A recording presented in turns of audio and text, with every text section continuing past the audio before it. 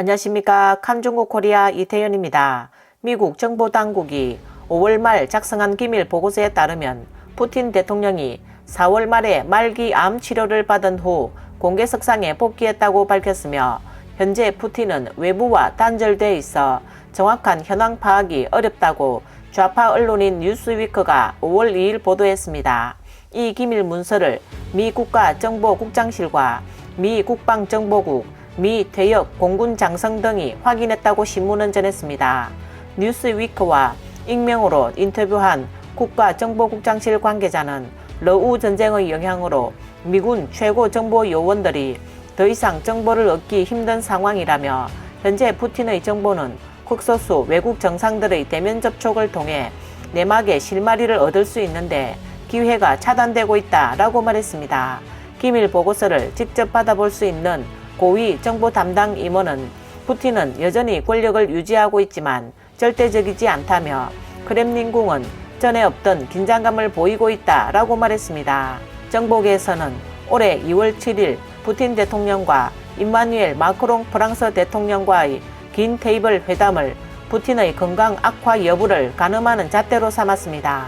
미 국가정보국장실 관계자는 이번 회담에서 푸틴 대통령이 악수도 포옹도 하지 않았다는 점에 주목했다라며 프랑스 정보당국은 러시아와의 회담과 마크롱 대통령의 방문 등을 통해 많은 단서를 확보했다라고 말했습니다. 푸틴은 4월 21일 세르게이 슈이구 러시아 국방장관과 작은 테이블에서 회의를 했습니다.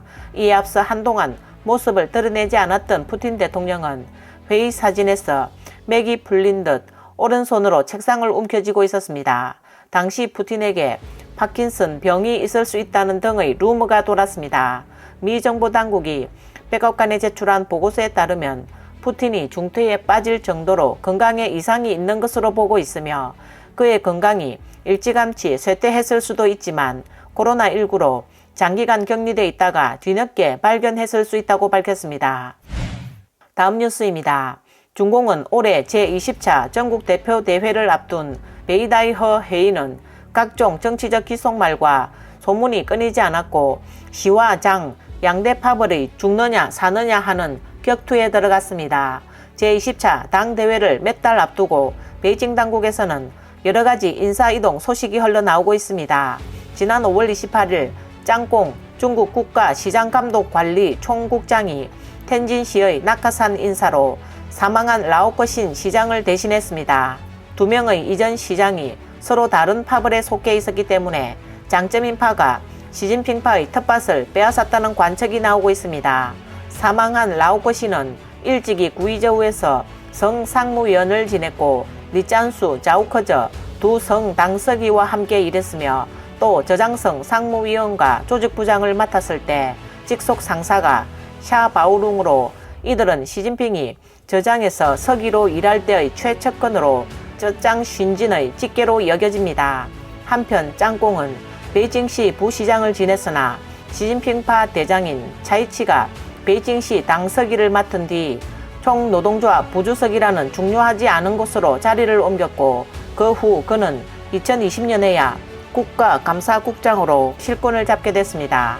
또 현 중공 공안부 당위원회 서기 왕샤오홍이 69세의 자오커저를 대신해 공안부장으로 임명됐다고 밍바오가 전했습니다. 왕샤오홍은 오랫동안 시진핑의 측근으로 여겨졌으며 시 주석이 부저우시 당위원회 서기였을 때 왕샤오홍은 부저우시 공안국장이었습니다.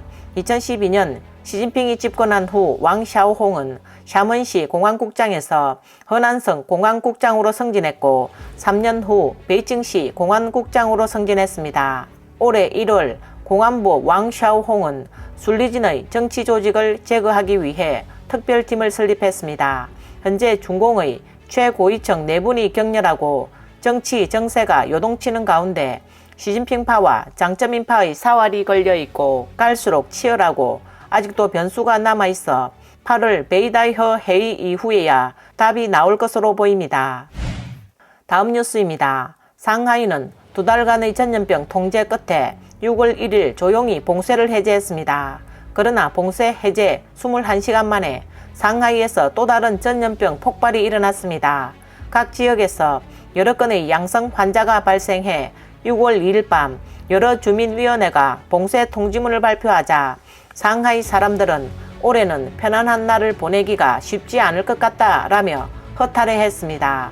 위챗 채팅 그룹 기록에 따르면 상하이 지하철역에서 양성 사례가 나와 모든 직원이 가능한 한 빨리 집에 돌아가 핵산 검사를 해야 하며 오늘 근무하는 사람들이 매우 위험할 수 있다는 내용이 나왔습니다.